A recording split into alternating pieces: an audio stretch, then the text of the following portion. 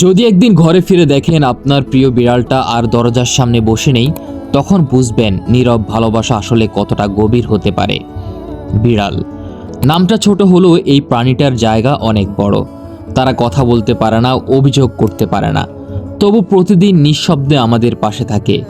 ঘরের এক কোণে গুটিসুটি মেরে বসে থাকা এই ছোট্ট প্রাণীটা অনেক সময় আমাদের ক্লান্ত মনটাকে আমাদের অজান্তে হালকা করে দেয়।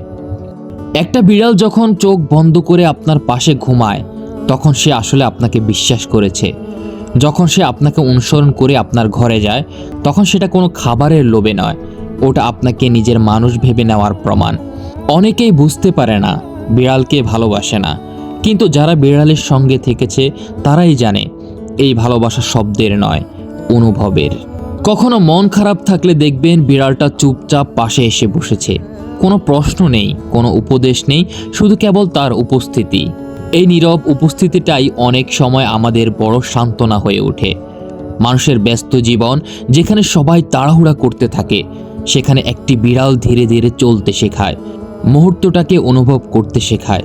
বিড়াল শুধু পোষা প্রাণী নয়, অনেকের জন্য সে একাকিত্বের সঙ্গী, নীরব বন্ধু আর দিন শেষে ঘরে ফেরার আনন্দ। তারা আমাদের জীবন থেকে কিচ্ছু চায় না, একটু আদর, একটু নিরাপত্তা আর একটু জায়গা। এই ছোট প্রাণীগুলো হয়তো বুঝিয়ে বলতে পারে না তারা কি অনুভব করে, কিন্তু তাদের চোখের দিকে তাকালেই বোঝা যায় ভালোবাসার শব্দের মুখাপেক্ষী নয়।